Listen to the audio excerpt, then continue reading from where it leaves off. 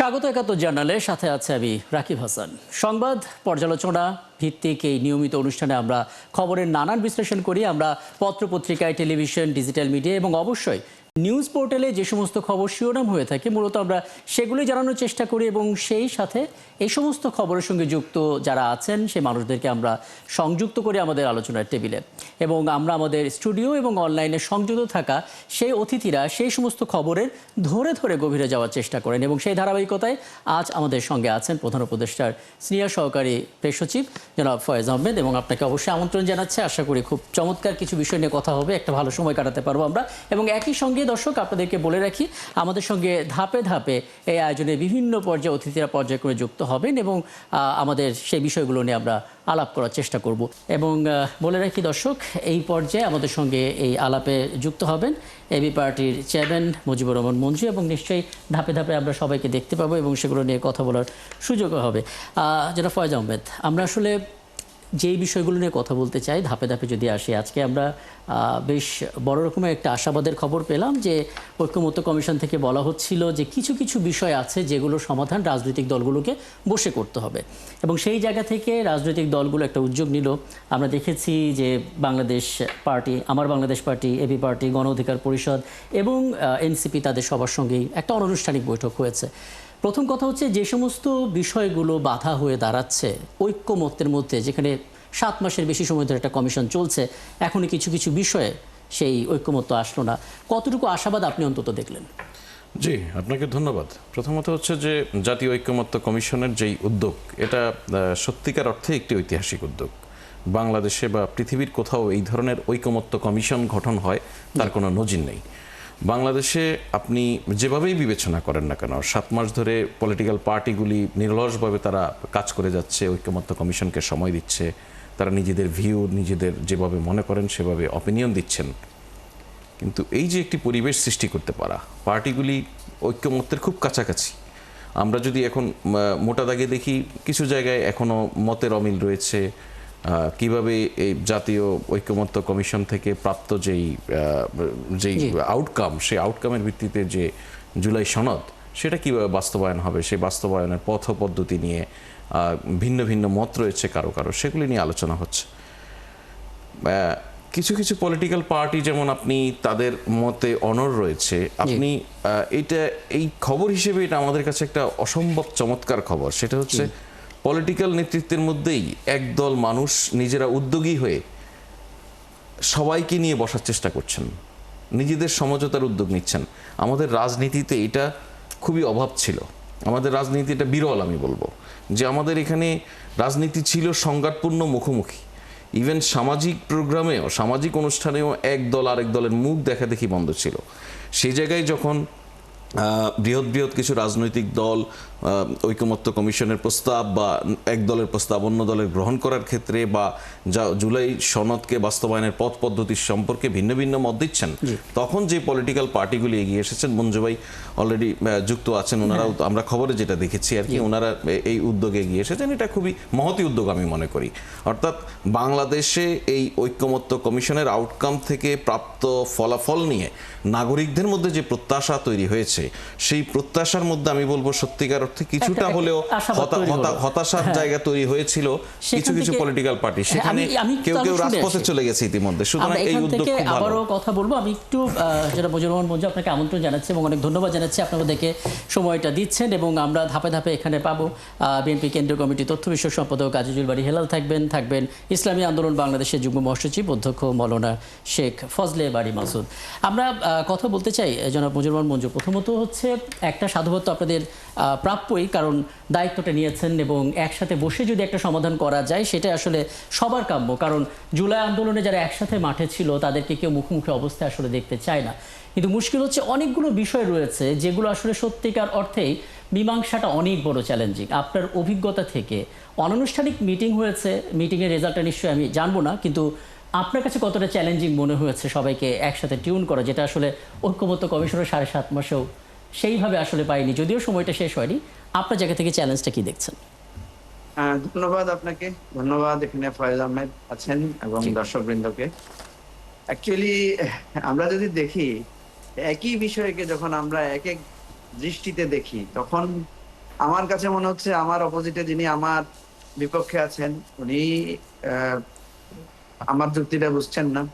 আবার অন্য যেটা বলছেন সেটা হয়তো আমার কাছে মনে হচ্ছে ওনার স্বার্থগত চিন্তা থেকে উনি যুক্তিটা দিচ্ছেন। কিন্তু আমরা যখন আবার খোলামেলা অনানুষ্ঠানিক ভাবে আলোচনা করি তখন দেখি যে আসলেই আমাদের একে অপরকে বোঝারও অনেক কিছু ভুল আছে। তা আমরা অনেকদিন থেকে উপলব্ধি করছিলাম যে ঐকমত্য কমিশনে আমরা যেভাবে আলোচনা করি, আবার যখন আমরা অনানুষ্ঠানিক একা আলোচনা করি, কথা বলি, তখন দেখি যে আসলে বাহ্যিকভাবে একজনকে যেরকম মনে হয় বাস্তবিক অর্থে সেরকম না।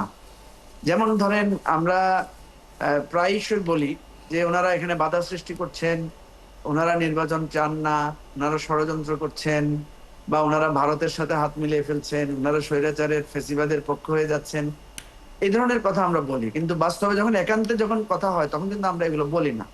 জি তো সেজন্য আমরা দেখলাম যে এরকম একটা অনানুষ্ঠানিক আলোচনা থেকে একটা সফল জায়গায় যাওয়া যায় কিনা। যেমন আমি আপনাকে বলি যে গতকাল যখন আমরা বসেছিলাম তখন আমরা কিন্তু অনেকের অনেক রকমের দাবি ছিল। যেমন এনসিপির দাবি ছিল গণপরিষদের, জোনায়েদ সাকি যে রাজনৈতিক দল গণসংহতি আন্দোলন তাদের দাবি ছিল সাংবিধানিক সভার।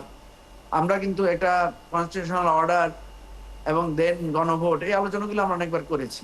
কিন্তু ফাইনালি আমরা বললাম যে দেখেন, গণপরিষদ হলে কি অসুবিধা হতে পারে, তারপরে সাংবিধানিক সভা হলে কি কি সমস্যা আমরা এখন ফেস করতে পারি, কিংবা বিএনপি যেটা চাচ্ছে যে সংসদে গিয়ে আমরা এটাকে এফেক্ট দেব, সংসদে গেলে কি হতে পারে, এই আলোচনাগুলো আমরা খোলামেলা ভাবে করতে পেরেছি। কারণ ঐকমত্য কমিশনও হয় কি, সেখানে সবসময় লাইভ ক্যামেরা থাকে, জি অন্যান্য রাজনৈতিক দলের আবার সময়ের সংক্ষিপ্ততা থাকে, এটা একটা ঝামেলা থাকে।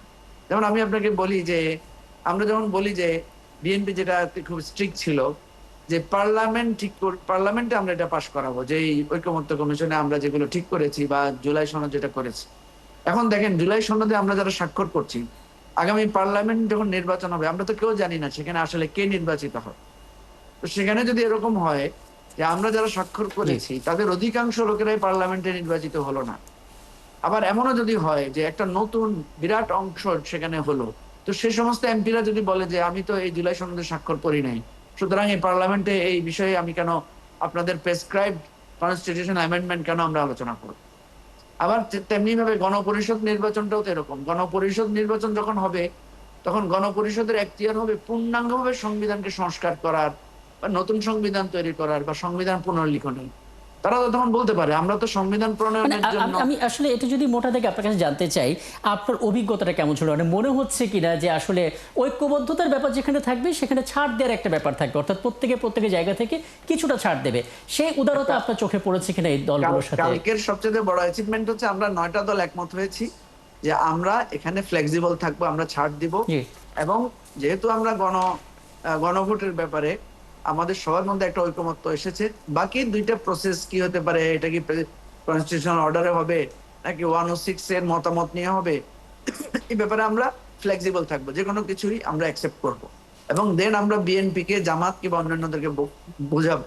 দেখেন একটা সময় ছিল যে একজন আরেকজনের সাথে বসতো না, যেটা আমাদের জনাব ফয়েজ বলেছেন, যে এখন কিন্তু কালকে আমরা দেখেছি গণতন্ত্র মঞ্চের লোকেরা বলেছেন প্রয়োজনে জামাতের সাথে আমরা বসবো জি এবং এই আলোচনাগুলো আমরা করবো। সুতরাং আমি খুব আশাবাদী যে আমাদের এই অনানুষ্ঠানিক উদ্যোগটা হয়তো জুলাই এটা আসলে শুনতে যাচ্ছিলাম যে কতটা আশাবাদী। আপনি খুব চমৎকার করে ব্যাখ্যা করলেন। আমরা বিরতিতে যাওয়ার আগে বিএনপি কেন্দ্রীয় কমিটির তথ্য বিষয়ক সম্পাদক আজিজুল বারী হেলাল, আপনাকে আমন্ত্রণ জানাচ্ছি। এবং যেটা আসলে বলতে চাচ্ছিলাম যে আপনার পার্টির মহাসচিবও গতকাল স্পষ্ট করে বলেছেন যে ঐক্যবদ্ধ থাকুন, ঐক্যবদ্ধ থাকাটা খুবই জরুরি।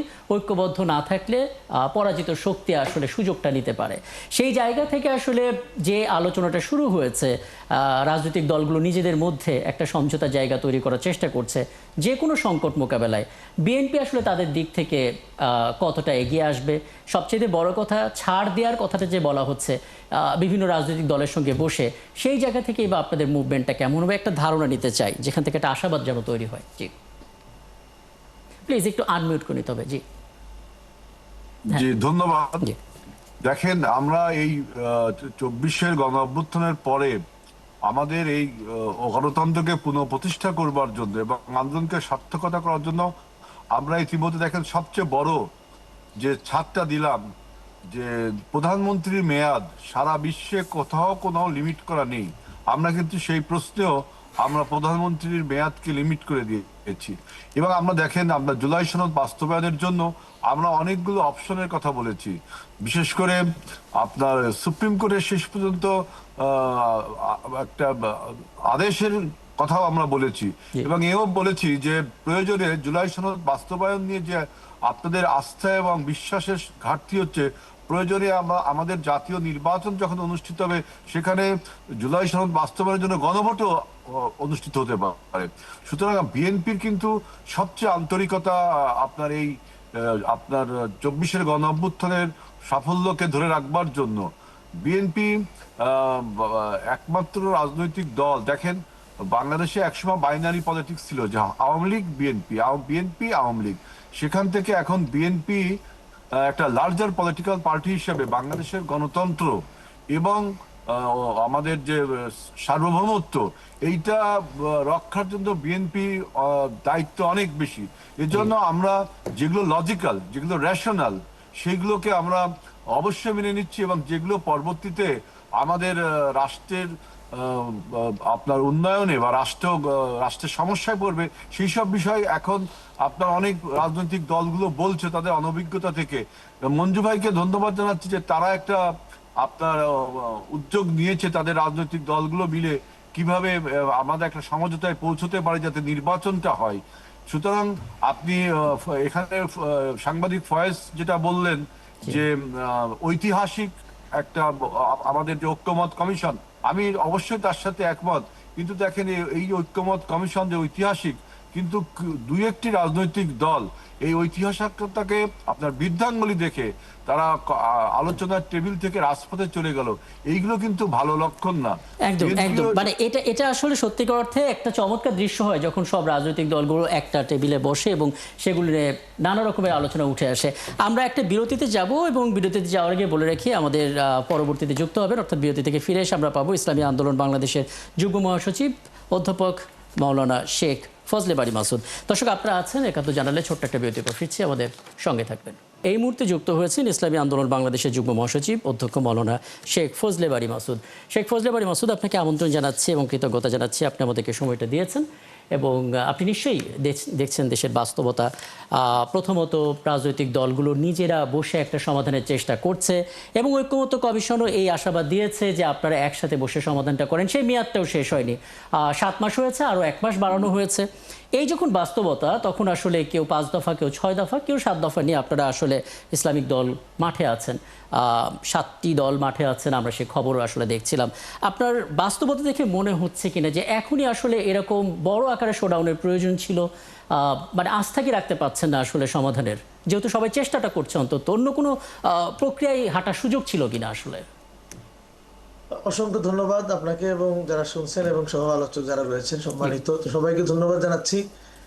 বিষয়টা হলো আমাদের আজিজুল বারী হেলাল ভাইও শেষে যে কথাটুকু উল্লেখ করলেন যে আসলে আলোচনার টেবিল থেকে রাজপথে, এই যে বিষয়টা উল্লেখ করলেন, এইটাই সূত্র ধরেই আমি কথাটা শুরু করি।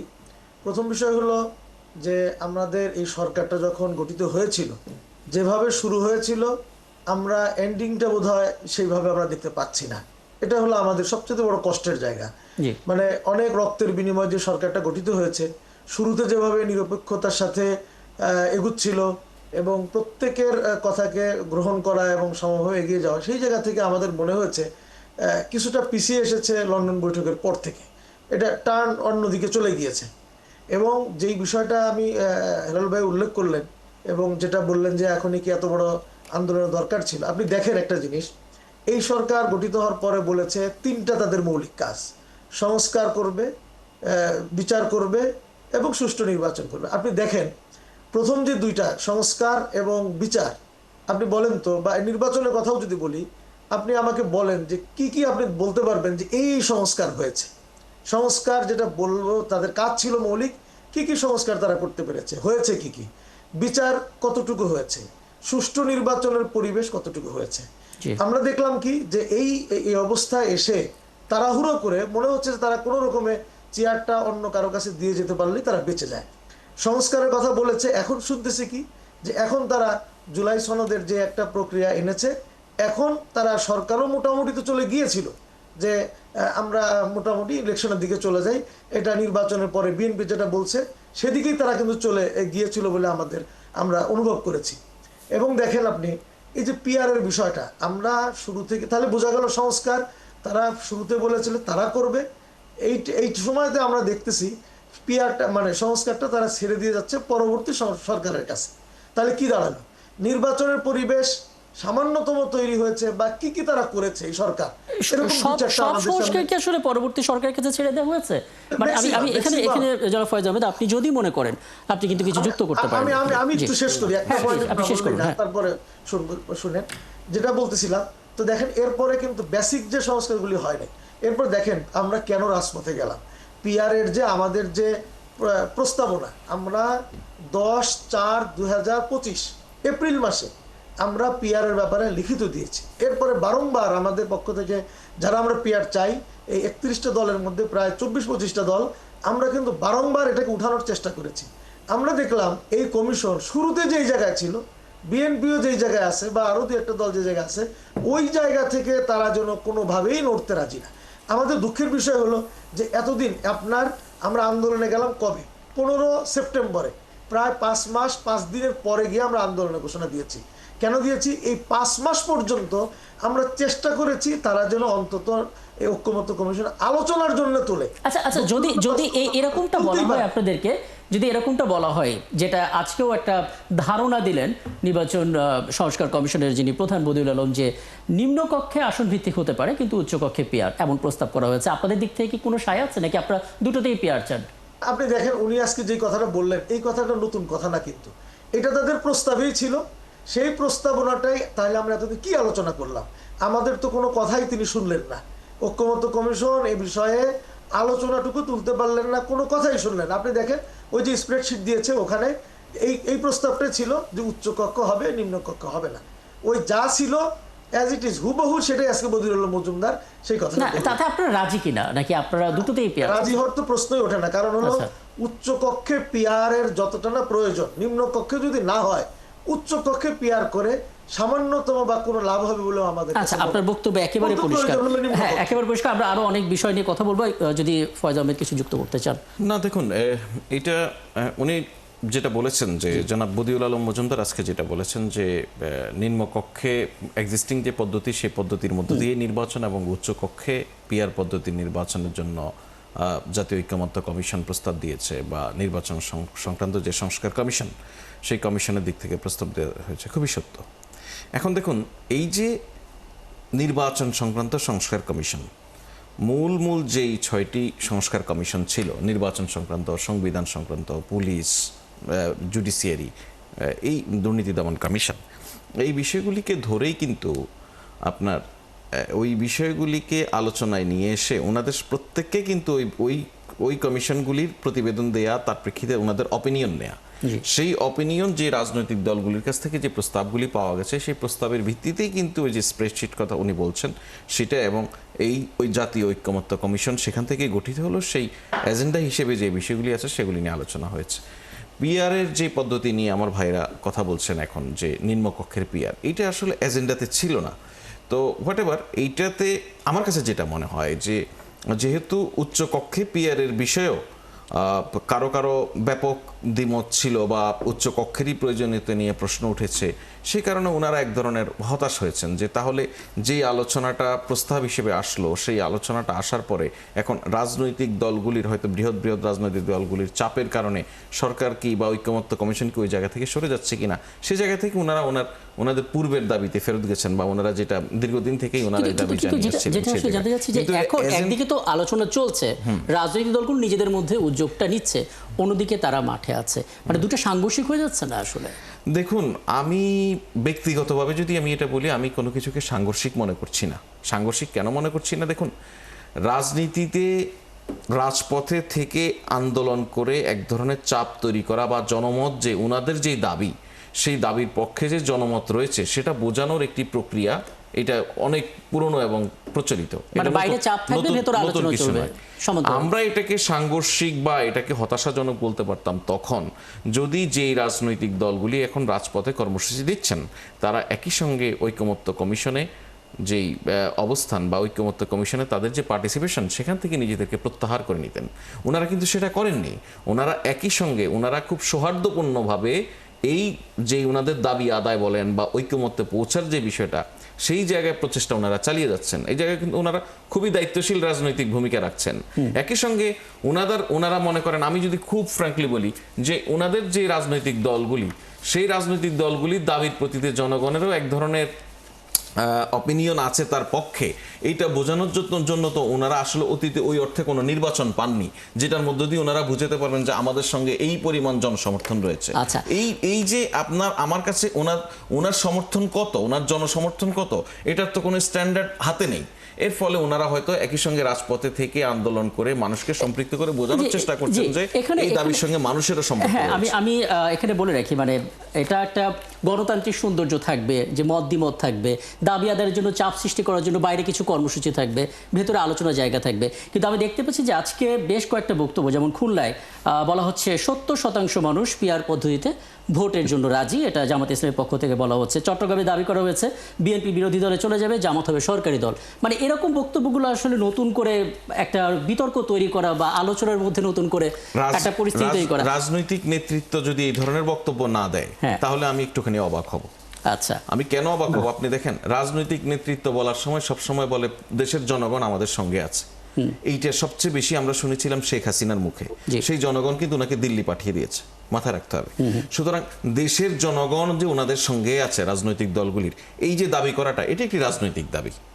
জনগণ তাদের সবার সঙ্গে সমানভাবে আছে কিনা এটা তো নির্বাচনের মধ্য দিয়ে প্রতিফলিত হয় আসলে। সুতরাং একটি রাজনৈতিক দল যদি না বলে যে আগামীতে আমরা ক্ষমতায় যাব, বিএনপি বিরোধী দলে না যাবে, তাইলে আর তার রাজনীতির জায়গাটা কই? সে তো আগে থেকেই ফলাফল নির্ধারণের জায়গায় চলে গেছে।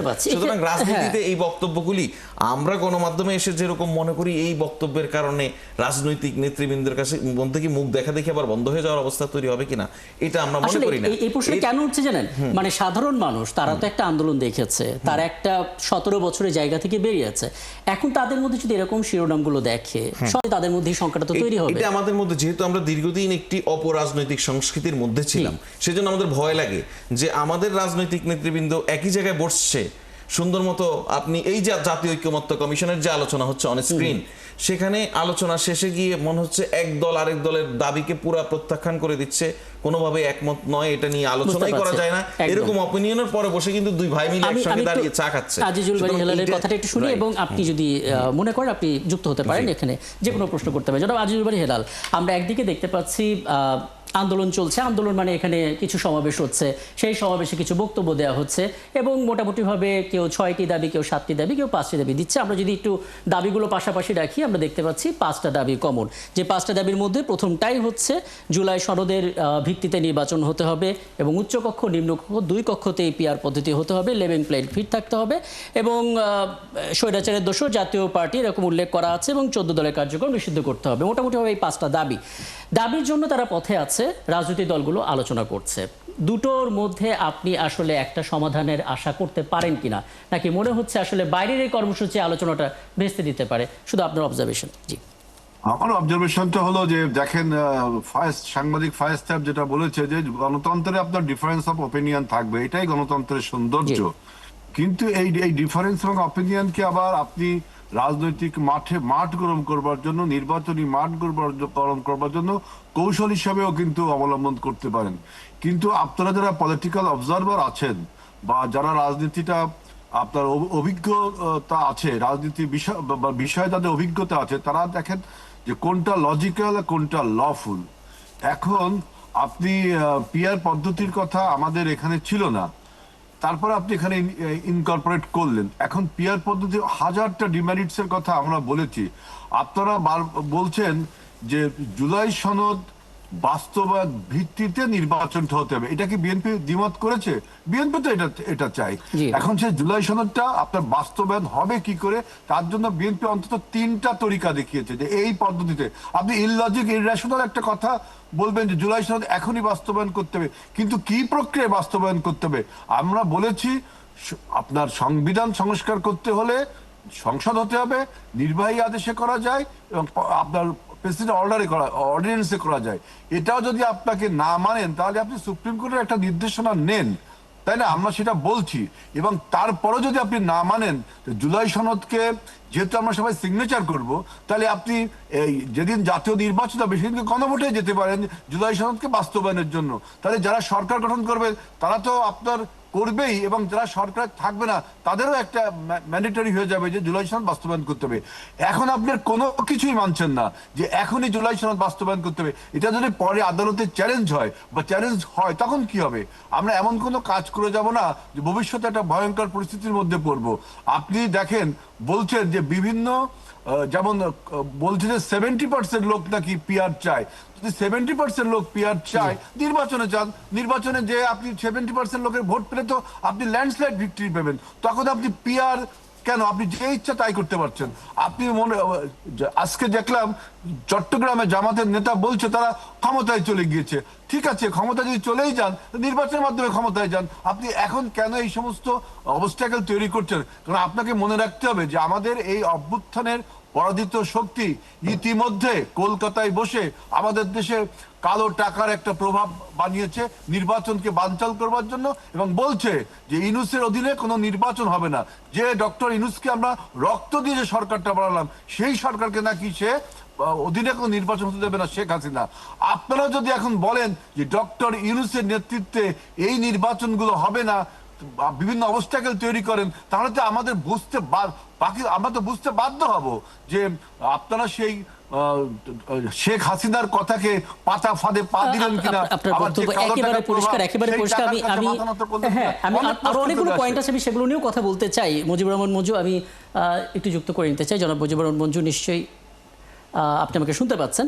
আপনি দেখলেন যে আসলে মোটামুটিভাবে এখানে স্পষ্ট করে শেখ ফজলে বারী মাসুদ তিনি কিন্তু বলেছেন যে আসলে কি সংস্কার হয়েছে সেটা আপনি আমাদেরকে দেখান, এবং সংস্কারের দায়িত্ব পরবর্তী সরকারের উপর দিলে সেটাও এক ধরনের শঙ্কা তৈরি করবে। তাদের বক্তব্য এটা।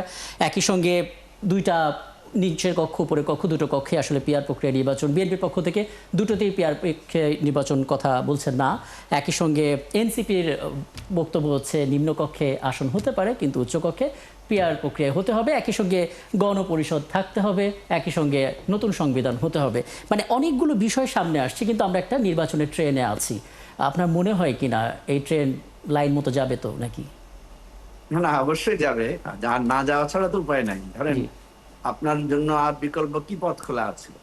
আমাদের জন্য তো একটাই বিকল্প পথ, সেটা হচ্ছে একটা নির্বাচনের মধ্য দিয়ে একটা গণতান্ত্রিক প্রক্রিয়া প্রবেশ করা। এখন যে কথাটা ফজলে বারী মাসুদ বলেছেন যে বিচার এবং সংস্কারের সত্য আমরা সন্তুষ্ট না। বিচারের আরো অনেকগুলো ট্রাইব্যুনাল করার দরকার ছিল, আরো বিষয় ছিল, এগুলো আছে, কিন্তু বিচার তো চলছে, বিচার তো শুরু হয়েছে। কথা হচ্ছে আমাদের একটা জিনিস মনে রাখতে হবে, পৃথিবীতে বহু বহু গণ অভ্যুত্থান হয়েছে, বেশিরভাগ গণ অভ্যুত্থান কিন্তু ব্যর্থ হয়েছে। এবং আমাকে অনেকে জিজ্ঞেস করে যে ভাই আপনাদের গণ অভ্যুত্থান সফল কিনা। আমি বললাম যে শেখ হাসিনার পলায়ন হয়েছে, এটা তো একটা বিরাট অ্যাচিভমেন্ট আমাদের জন্য। এবং শেখ হাসিনা শুধু পলায়ন না, তার সাঙ্গ পাঙ্গ, তার বাচ্চা কাচ্চা, ছানা পোনা, এবং সবচেয়ে বড় অ্যাচিভমেন্ট হচ্ছে উনি ইন্ডিয়া থেকে আশ্রয় নিয়েছেন অন্যায়ভাবে। আমরা সারা জীবন যেটা বলেছি যে শেখ হাসিনা ইন্ডিয়ার শক্তি নিয়েই চলে এবং ইন্ডিয়ারই একটা সে এখানে প্রতিনিধি, সেটাই উনি প্রমাণ করলেন। এর চাইতে বড় অ্যাচিভমেন্ট তো আর কিছু হতে পারে না, নাম্বার 1। নাম্বার 2 হচ্ছে আমরা এখন যে প্রক্রিয়ার মধ্য দিয়ে একটা সংস্কার, নির্বাচন, বিচারের প্রক্রিয়া যাচ্ছি, এখানে অনেকগুলো ব্যাপার আছে। যেমন ধরেন বিচারের প্রক্রিয়া যারা জড়িত তাদের কাছে আমি কথা বলেছি, তারা বলেছে যে দেখেন বিচার তো আর রাজপথে আন্দোলন করলে বিচার হয়ে যাবে না, বিচারের তো একটা প্রসেস আছে, বিচারে তো সাক্ষ্য গ্রহণের ব্যাপার আছে।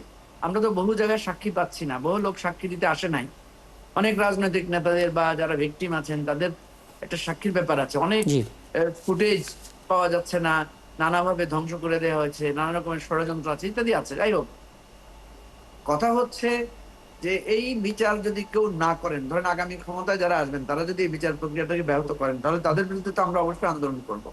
এবং এই সংস্কারের ব্যাপারটা নিয়ে তো আমরা অলরেডি 84টা পয়েন্টে সংস্কার ব্যাপারে আমরা একমত হয়ে গেছি। জি। এবং অনেকগুলো বিষয় কিন্তু ফজলে বাড়ি মাসুদ যেটা বলেছেন, দৃশ্যমান অনেক কিছু কম আছে, ঠিক আছে, কিন্তু অনেকগুলো সংস্কার কিন্তু হয়েছে। কারণ আপনি জানেন যে আমাদের বিচার বিভাগের একটা সংস্কার আমরা দৃশ্যমান দেখতে পাচ্ছি।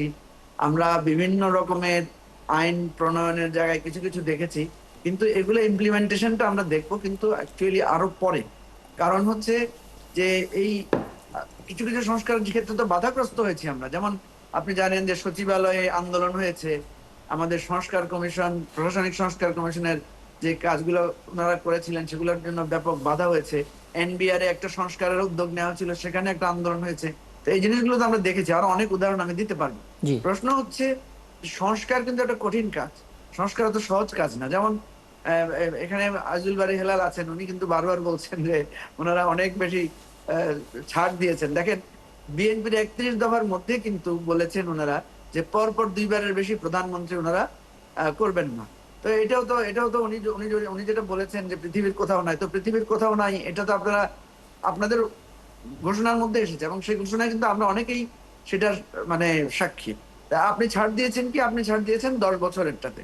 তো কথা হচ্ছে এইটা আমরা ছাড় দেওয়ার কোনো বিষয় না, আমরা একটা পরিবর্তন করতে চাচ্ছি।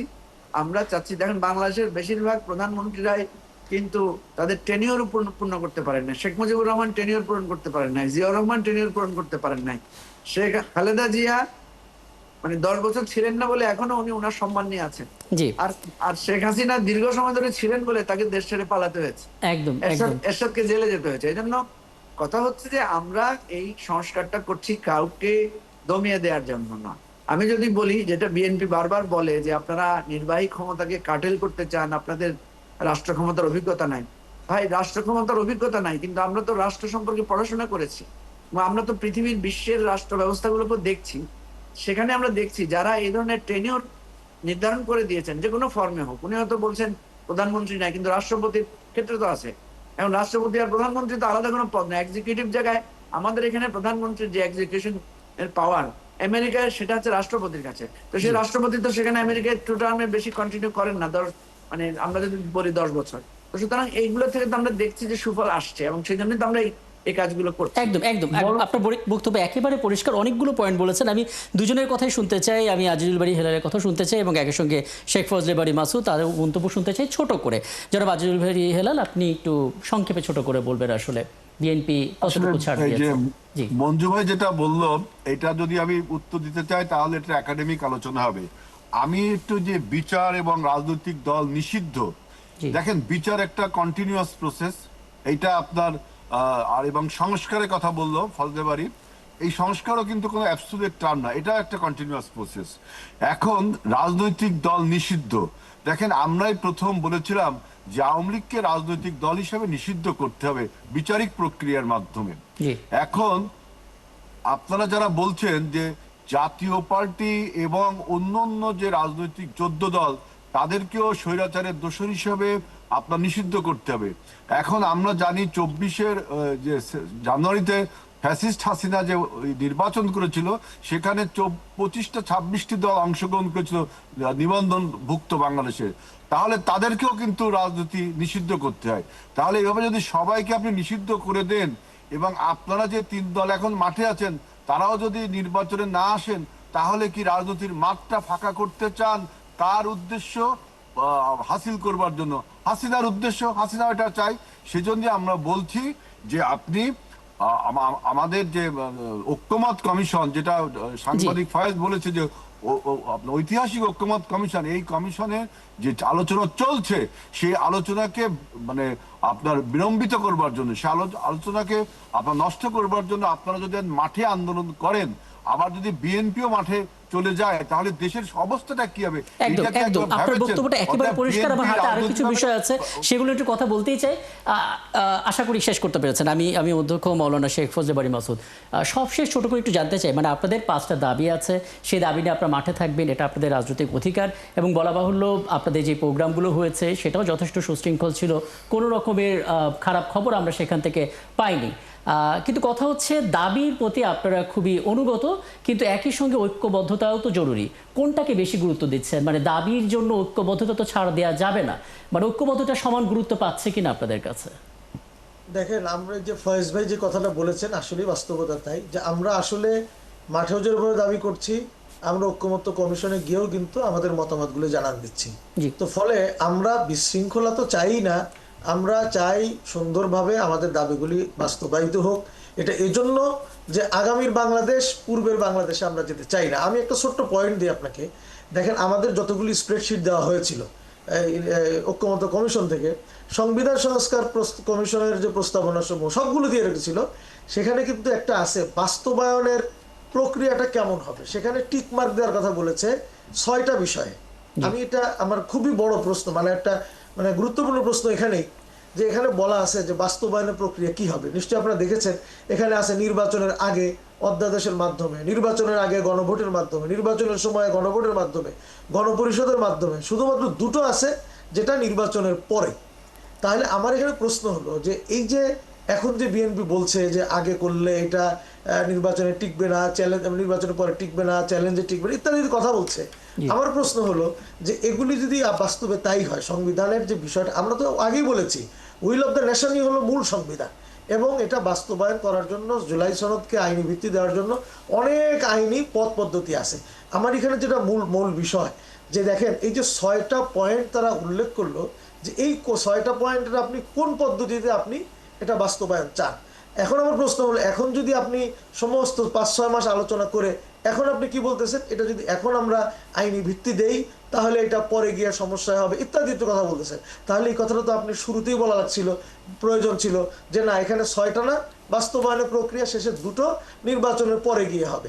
আগে আপনি বলেছেন যে এই 6টার যে কোনো একটা হতে পারে, এখন বলছেন যে না, ওই 6টার মধ্যে শেষের 2টা হলে আইনি হবে, আগের 2-4টা হলে আইনি থাকবে না। তাহলে এটা তো একটা প্রতারণার মতো হয়ে যায়।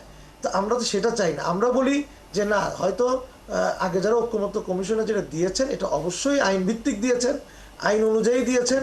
তো কাজেই আমাদের এই 6টা অপশনেই আমরা জুলাই সনদ একদম স্পষ্ট করে আপনারা আপনাদের জায়গাগুলো পরিষ্কার করেছেন, যেই পর্যবেক্ষণ যে অভিযোগগুলো ছিল সেগুলো তুলে ধরলেন। তবে একটা আশাবাদের কথা আপনি বলেছেন খুব চমৎকার করে, যে আপনারা ঐক্যমত্য কমিশনে আছেন, আলোচনার টেবিলেও আছেন, কিন্তু দাবি নিয়ে মাঠেও আছেন। অনেক ধন্যবাদ আপনাদের দুজনকেই। দর্শক, আপনারা আছেন 71 জার্নালে, আমাদের আরও অতিথিরা রয়েছেন। একটা ছোট্ট বিরতি নেব, তবে তার আগে বলে রাখি আমরা আরও কিছু বিষয় আমাদের হাতে আছে, সেগুলো নিয়ে কথা বলবো। আমাদের সঙ্গে ছিলেন এতক্ষণ বিএনপির কেন্দ্রীয় কমিটি তথ্য বিষয়ক সম্পাদক আজিজুল বারী হেলাল, ছিলেন এতক্ষণ ইসলামী আন্দোলন বাংলাদেশের যুগ্ম মহাসচিব অধ্যক্ষ মাওলানা শেখ ফজলে বারী মাসুদ, এবং অবশ্যই ছিলেন AB party chairman Mujibur Rahman Manju. একটা ছোট্ট বিরতি পর ফিরছি, আমাদের সঙ্গে থাকবেন। ধন্যবাদ সাথে থাকার জন্য। 71 জার্নালের রাকিব হাসান আরও একবার আমন্ত্রণ জানাচ্ছি, এবং আমার সঙ্গে ঠিক এই মুহূর্তে আছেন প্রধান উপদেষ্টা সিনিয়র সহকারী প্রেস সচিব ফয়েজ আহমেদ, এবং এই পর্যায়ে আমাদের সঙ্গে যুক্ত হবেন সুশাসনের জন্য নাগরিক সুজনের কেন্দ্রীয় সমন্বয়ক দিলীপ কুমার সরকার। আমরা আলাপে যাওয়ার আগে একটা ছোট্ট খবর জানাতে চাই যে কোন ইস্যুতে আসলে আমরা কথা বলবো। আজকে আমরা দেখেছি যে নির্বাচন ব্যবস্থা সংস্কার কমিশনের যে প্রস্তাব, সেই প্রস্তাব অনুযায়ী সংসদের নিম্নকক্ষ হবে আসন ভিত্তিক এবং উচ্চকক্ষ হবে পিআর পদ্ধতিতে, এমনটাই বলেছেন নির্বাচন ব্যবস্থা সংস্কার কমিশনের প্রধান বদিউল আলম মজুমদার। এবং বলে রাখি, শুক্রবার আজকে মেহেরপুরের গাংনী উপজেলা পরিষদের যে সভাকক্ষ, সেখানে আয়োজিত এক মতবিনিময় সভায় তিনি এই কথা বলেছেন। আমরা আলাপে যেতে চাই। জনাব ফয়েজ আহমেদ, মানে এই বক্তব্যটা তো আপনারা যেহেতু নিয়মিত আসলে পুরো বিষয়টার সঙ্গে ফলো করছেন, নতুন করে এই কথাটা বলে দেয়া আলাদা করে কিছুটা হলেও কি কোনো মহলকে স্বস্তি দেবে কিনা আসলে? দেখুন, বিষয়টা কি, পিআর পদ্ধতিতে উচ্চকক্ষ যদি হয়, অর্থাৎ আমাদের রাজনৈতিক দলগুলি যদি এই মতে বা এই প্রস্তাবে সবাই মিলে সম্মত হন যে আমাদের আগামী জাতীয় সংসদে একটি উচ্চকক্ষ থাকবে, তাহলে সেই উচ্চকক্ষের যারা সদস্য হবেন তাদের নির্বাচন পদ্ধতি কি হবে সেটা নিয়ে একটা প্রস্তাব কিন্তু নির্বাচন সংস্কার কমিশন এই জাতীয় ঐক্যমত্য কমিশনেই তুলেছিল। সেই প্রস্তাবটি হচ্ছে পিআর পদ্ধতি। এই পিআর নিয়ে কিন্তু বিস্তর আলাপ এর মধ্যে জাতীয় ঐক্যমত্য কমিশনের রাজনৈতিক দলগুলির নেতৃবৃন্দের উপস্থিতিতে হয়েছে। সেখানে যেটা নিয়ে আসলে দুটো বিষয় নিয়ে যেখানে এত দূর পর্যন্ত গড়ালো, আসলে এখানে বেশ কিছু রাজনৈতিক দলের প্রস্তাব আছে যে বর্তমানে আমাদের সংসদে যে সংরক্ষিত নারী আসনের সদস্যরা যেভাবে নির্বাচিত হন, অর্থাৎ নির্বাচিত সংসদ সদস্যদের আনুপাতিক হারে সংরক্ষিত আসনের নারী সংসদ সদস্যরা নির্বাচিত হন, একই পদ্ধতিতে উচ্চ কক্ষের যারা সংসদ সদস্য নির্বাচিত হবেন তারা হবেন নির্বাচিত সংসদ সদস্যদের আনুপাতিক হারে, অর্থাৎ যেই দলের যতজন সংসদ সদস্য থাকবে রেশিও অনুযায়ী সেই দলের ততজন সংসদ সদস্য উচ্চ কক্ষেও থাকবে। এখানেই মূলত অধিকাংশ রাজনৈতিক দল যে আপত্তিটি তুলেছে, সে আপত্তিটির জায়গা হচ্ছে যদি আমরা সংসদের উচ্চ কক্ষই করি, সেই উচ্চ কক্ষে যদি নিম্ন কক্ষের রেশিও অনুযায়ী যদি আমরা সংসদ সদস্য নির্বাচিত করি, তাহলে তো নিম্ন কক্ষের রেপ্লিকা হিসেবেই উচ্চ কক্ষ হচ্ছে, এর তো আলাদা কোনো কার্যকারিতা তৈরি হচ্ছে না। সুতরাং নাগরিকদের অর্থ ব্যয় করে শুধু শুধু এই কাজটি করার প্রয়োজন কি? সেই জায়গায় যেই স্ট্রং প্রস্তাবটা সেটা হচ্ছে যে যেই রাজনৈতিক দল নির্বাচনে যেই পরিমাণ ভোট পাবে সেই ভোটের রেশিও অনুযায়ী সেই রাজনৈতিক দলের প্রতিনিধি উচ্চকক্ষে থাকবে। এতে সুবিধাটা কি হবে? এতে সুবিধা হবে একই সঙ্গে দেখুন অনেক রাজনৈতিক দল আছে যার হয়তো নির্বাচনে প্রতিদ্বন্দ্বিতার পর কোনো সংসদ সদস্য নির্বাচিত হয়ে সংসদে আসতে নাও পারেন, কিন্তু আপনি যদি একটা ইনক্লুসিভ পার্লামেন্টের কথা চিন্তা করেন, সকল রাজনৈতিক দলের প্রতিনিধিত্ব যদি সেখানে নিশ্চিত করতে চান, এটা একটা দারুণ সুযোগ যে আপনি প্রাপ্ত ভোটের সেই রেশিও ধরে, যেটাকে পিআর প্রপোর্শনাল রিপ্রেজেন্টেশন বলছেন বা সংখ্যানুপাতিক পদ্ধতি বলছেন, সেই সংখ্যানুপাতিক পদ্ধতিতে, ভোটের সংখ্যানুপাতিক পদ্ধতিতে ভোটাররা যে ভোটটা দিচ্ছে সেই প্রত্যেকটা ভোট একরকম মূল্যবান হয়ে ওঠার আরো সুযোগ তৈরি হয়। ভোট অবশ্যই মূল্যবান, বর্তমান যে পদ্ধতি আছে সেই পদ্ধতিতেও মূল্যবান, কিন্তু তখন কোনো ভোটারেরই যাকে ভোট দিয়েছে বা যে দলকে ভোট দিয়েছে সেই দলের প্রতিনিধিত্ব একেবারেই নাই হয়ে যাবে পার্লামেন্টে, সেটা হওয়ার সুযোগ কম। সেই জায়গা থেকে এটাকে আমাদের নির্বাচন সংক্রান্ত যে সংস্কার কমিশন তারা আইডিয়াল মনে করেছেন, সেই প্রস্তাবটা দিয়েছেন। সেই প্রস্তাবে অনেকগুলি রাজনৈতিক দল একমত হয়েছে, কেউ একমত হয়নি। এটার প্রেক্ষিতেই কিন্তু এই আলোচনার দ্বিমতের কারণেই কিন্তু পরবর্তীতে নিম্নকক্ষের পিআরের দাবি এবং সেটা আজকে রাজপথ পর্যন্ত গড়ালো। আমি একটু দিলীপ কুমার সরকারকে যুক্ত করতে চাই। জনাব দিলীপ কুমার সরকার, আপনাকে আমন্ত্রণ জানাচ্ছি এবং দুটো বিষয় একসাথে আপনার কাছ থেকে জানবো, যেহেতু আমি এই অংশে আপনার সঙ্গে 5-6 মিনিটের মতো কথা বলার সুযোগ পাবো। প্রথম বিষয়টা একটু জানতে চাই যে জুডিশিয়াল সার্ভিস কমিশন এবং পাবলিক সার্ভিস কমিশনের কথা আমরা শুনেছি, ঠিক সেটার আদলে এখন নির্বাচন কমিশন, সার্ভিস কমিশন তৈরি হচ্ছে, যেখানে আসলে উপদেষ্টাদের বৈঠকে মূলত ডিসিশনটা এসেছে যে নির্বাচনের দায়িত্বে যারা অবহেলা করবে, অপরাধ করবে, তাদের সাজার মাত্রাটা বেড়ে যাবে। যেই শাস্তিটা 5,000 টাকা ছিল সেটা লাখ টাকা পর্যন্ত হয়েছে, 1 বছরের শাস্তি সেটা 5 বছর পর্যন্ত হচ্ছে, অর্থাৎ নানামুখী শাস্তির আওতায় আনা হয়েছে। পুরো বিষয়টাতে আপনার পর্যবেক্ষণ জানতে চাই। এবং পিআর নিয়ে যে জটিলতা হচ্ছে, একটি দল বলছে দুটোতেই পিআর, একটি দল বলছে কোনো পিআর হবে না, একটি দল বলছে একটাতে পিআর হবে আর একটাতে পিআর হবে না। এই সমস্যাটার সমাধানটা আসলে কিভাবে হতে পারে? জি ধন্যবাদ। প্রথমে যদি আমরা এই যে নির্বাচন কর্মকর্তা আইন, যেটা বিশেষ বিধান 1991 সংশোধনের যে বিষয়টা নিয়ে যে সংশোধনী প্রস্তাব যেগুলো এসেছে, সেক্ষেত্রে আপনি বললেন যে একটা হচ্ছে যে নির্বাচনী দায়িত্ব পালনে অবহেলা, আর একটা হচ্ছে যে তারা যদি অসদাচরণ করে অথবা কোনো অপরাধ কর্মে জড়িত থাকে সেক্ষেত্রে সাজা বৃদ্ধি করা।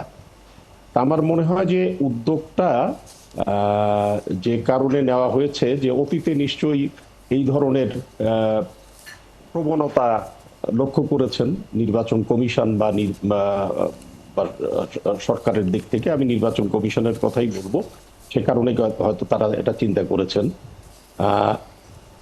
আমার মনে হয় যে প্রথমত সাজা বৃদ্ধির বিষয়টি তারা মনে করেছেন যে এটা করলে হয়তো এই প্রবণতাটা কমে যেতে পারে। তার আরেকটা দিক থেকে আমার মনে হয় যে বিষয়টা এরকম হয়ে থাকতে পারে, অতীতে তো আমরা কয়েকটা নির্বাচনের কথা জানি, 14 সালে, 18 সালে, 24 সালে, সেই নির্বাচনগুলোতে আমরা দেখেছি যে সরকারের একটা প্রভাব ছিল, নির্বাচন কমিশনও তার দায়িত্ব সঠিকভাবে পালন করতে পারেনি।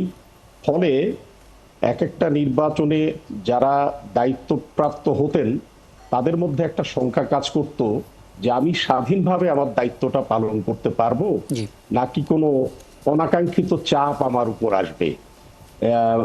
না, আবার চিন্তা করছিলেন যে সাংঘর্ষিক পরিস্থিতি সৃষ্টি হবে কিনা কোনো অনিয়মের যদি বেশি হয়ে যায়। তা সেক্ষেত্রে এরকম প্রবণতাটা হয়তো ছিল।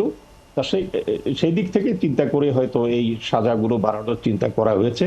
আর এমনিতে যে নির্বাচনী অপরাধ বা অসদাচরণে যদি তারা জড়িত হন, সেক্ষেত্রে তো সাজা বৃদ্ধির এটা সমর্থনযোগ্য অবশ্যই। আমি মনে করি যে হ্যাঁ, এটা যে বর্তমানে যে অন্তর্বর্তীকালীন সরকারের অধীনে তো নির্বাচন হবে এবং ইলেকশন কমিশনও তাদের সহযোগিতাতেই কাজ করবে। তা সেক্ষেত্রে তারা যদি এইটাকে দৃশ্যমান করতে পারেন, তাদের উদ্যোগগুলো, যে মানুষের কাছে, নির্বাচনী কর্মকর্তাদের কাছে যদি একটা আস্থা সৃষ্টি হয় যে আমি স্বাধীনভাবে কাজ করতে পারবো, তবে হয়তো এটা তারা ঝুঁকিপূর্ণ মনে করবেন না, সাজা বাড়লেও দণ্ড বাড়ার ইয়েটা হলে। আর সংখ্যানুপাতিক প্রতিনিধিত্ব ভিত্তিক নির্বাচনের যে বিষয়, আমরা জানি যে আমরা আসলে অতীতে তো এই দেশে আমরা বাম কিছু সংগঠনকে প্রথমে দেখেছিলাম, যে বাংলাদেশের কমিউনিস্ট পার্টি থেকে শুরু করে অনেকগুলো দল প্রথমে এই দাবিগুলো তুলেছিলেন। এখন ইসলামপন্থী অনেকগুলো দল এই ইস্যুতে তারা সোচ্চার আছেন। এবং আমরা দেখেছি যে যে সরকার, অন্তর্বর্তীকালীন সরকার যে 11টি যে সংস্কার কমিশন গঠন করেছিলেন, তার মধ্যে 2টি সংস্কার কমিশন, একটা সংবিধান সংস্কার কমিশন, নির্বাচন ব্যবস্থা সংস্কার কমিশন, তাদের যে প্রস্তাব, তাদের যে সুপারিশ, সেখানে তারা উচ্চকক্ষে এই পিআর পদ্ধতির নির্বাচনের কথাটা তারা বলেছিলেন। এবং এখানে আমরা ধারণা করি যে কারণে উচ্চকক্ষে তারা বলেছিলেন, যে আমরা জানি যে আমরা যেটা ধারণা করি যে আমাদের দেশে যে রাজনৈতিক দলগুলো আছে তাদের মধ্যে আমরা একটা ধারণা করি যে হয়তো 30+ তাদের 35% এরকম তাদের জনসমর্থন আছে। কিন্তু তারপরেও দেখা যায় যে এই জনসমর্থন নিয়েই আমাদের যে বর্তমান নির্বাচন পদ্ধতি, তাতে তারা মেজরিটি আসন পেয়ে যান। এখন সেক্ষেত্রে যদি দুই কক্ষেই যদি পিআর পদ্ধতি যদি হয়, তা সেক্ষেত্রে এই দেখা যাবে যে 35% বা 40% পেয়ে যদি কোনো দল পান, তিনি হয়তো 40% পেলে 120টা আসন পাবেন। তাকে আরেকটা দলের উপর নির্ভর করতে হবে বা কোয়ালিশন সরকারের দিকে যেতে হবে। যেহেতু আমাদের দেশে একটা রাজনৈতিক অস্থিতিশীলতাও আছে, স্ট্যাবিলিটিটা নাই, তা সেক্ষেত্রে এই পিআর পদ্ধতির সমস্যাটা হলো পলিটিক্যাল স্ট্যাবিলিটি না থাকলে কোয়ালিশন সরকার গঠন করতে হয়। সেক্ষেত্রে সরকারের স্থায়িত্ব, সেখানে সরকার পতনের আশঙ্কাগুলো বৃদ্ধি পায়। আবার উচ্চকক্ষে যদি পিআর পদ্ধতি থাকে, নিম্নকক্ষে একটা দল গরিষ্ঠতা পেল, এবং আমাদের অভিজ্ঞতা যদি আমরা দেখি, সেখানে যদি 40% ভোট নিয়ে একটা দল নিম্নকক্ষে সংখ্যাগরিষ্ঠতা পায়, উচ্চকক্ষে কিন্তু 40টার বেশি আসন সে পাচ্ছে না। কোনো আইন যখন প্রণয়ন করতে চাইবে কোনো দল, সেক্ষেত্রে দেখা যাবে যে সরকারি দল উদ্যোগ নিয়ে নিম্নকক্ষে আইনটা পাশ করে ফেললেন, উচ্চকক্ষে গিয়ে কিন্তু ওই দল যদি 40টা আসন পায় পার্সেন্টেজে, 60 জন থাকবে বিরোধী। অন্তত ওই আইনটা নিয়ে আলাপ আলোচনা, কথাবার্তা, চুলচেরা বিশ্লেষণ হবে। একদম পরিষ্কার। আমি যদি এটা এইভাবে শেষ করতে চাই যে দুটো ক্ষেত্রে যদি পিআরের প্রক্রিয়ায় নির্বাচনটা হয়, অর্থাৎ সংখ্যানুপাতে নির্বাচনটা হয়, সেক্ষেত্রে সংখ্যাগরিষ্ঠতা যেটা অনাকাঙ্ক্ষিত সেটা তৈরি হয়ে যেতে পারে, একটা কোয়ালিশন সরকারের দিকে যাওয়ার মতো পরিস্থিতি তৈরি হয়ে যেতে পারে, এবং কিছুটা হলেও স্বস্তিদায়ক হতে পারে যদি নিম্নকক্ষে আসন এবং উচ্চকক্ষে পিআর থাকে, তাই তো? জি জি, কেননা মানে এখানে উচ্চকক্ষ নিম্নকক্ষে যে বিষয়টা, আপনি এটা ঠিকই বলেছেন যে ওরকম যদি হয়, যেহেতু আমরা যেদিকে যাচ্ছি এখন, আমরা তো চাই যে গণতন্ত্র প্রাতিষ্ঠানিকীকরণ পাক, মানুষ ভোটাধিকার পাক, একটা স্ট্যাবিলিটি আসুক আমাদের। এবং পিআর পদ্ধতি মানে এই না, এটা ভালো না, এটা অনেকগুলো ভালো দিক আছে, কিন্তু যদি রাজনৈতিক স্থিতিশীলতা না থাকে, সেক্ষেত্রে একটা ঝুঁকির মধ্যে এটা পড়তে পারে। সে কারণে এই মুহূর্তে নিম্নকক্ষে না করিয়া যদি উচ্চকক্ষে, এটা একটা আমাদের অভিজ্ঞতাটা হবে, একটা প্র্যাকটিসের মধ্য দিয়ে আমরা যাব। ভবিষ্যতে যদি পলিটিশিয়ানরা মনে করেন যে ওই দিকে আমরা যাব, সেটা নিশ্চয়ই আমরা সেক্ষেত্রে আলোচনার মধ্যে দিয়ে হয়ে যেতে পারে। অনেক ধন্যবাদ আপনাকে, আমাদেরকে সময়টা দিয়েছেন এবং এই বিষয়গুলো অনেকটা স্পষ্ট হলো আপনার কাছে। দর্শক, এ পর্যায়ে নিচ্ছি আরও একটা বিরতি, আমাদের সঙ্গে থাকবেন। আমরা বলে রাখি যে আগামী 25 সেপ্টেম্বর রাজশাহী বিশ্ববিদ্যালয়ের কেন্দ্রীয় ছাত্র সংসদ ডাকসু নির্বাচন অনুষ্ঠিত হবে যদি সবকিছু ঠিকঠাক থাকে, এবং নানামুখী নাটকীয়তা এখানে হচ্ছে। সবচেয়ে চমৎকার একটা খবর হচ্ছে 63 বছরে যে ট্যাবু, সেই ট্যাবুটা ভাঙা হয়েছে। প্রথমবারের মতন রাজশাহী বিশ্ববিদ্যালয়ের কেন্দ্রীয় ছাত্র সংসদে একজন নারী কিন্তু ভিপি হিসেবে লড়ছেন। এটা নিয়ে আলাদা বিভিন্ন প্রতিবেদন আমরা দেখেছি, প্রথম কোনো নারী ভিপি পদে লড়ছেন। আমরা আলাপ করব, আমাদের সঙ্গে এরই মধ্যে যুক্ত হয়ে গেছেন রাকসুর প্রধান রিটার্নিং কর্মকর্তা, একই সঙ্গে ট্রেজারার অধ্যাপক ডক্টর সেতাউর রহমান। অধ্যাপক ডক্টর সেতাউর রহমান, আপনাকে আমন্ত্রণ জানাচ্ছি, এবং জনাব ফয়েজ আহমেদ, আপনার যদি আলোচনা মাঝখানে মনে হয় কিছু জানতে চাওয়ার, আপনি যুক্ত হতে পারেন।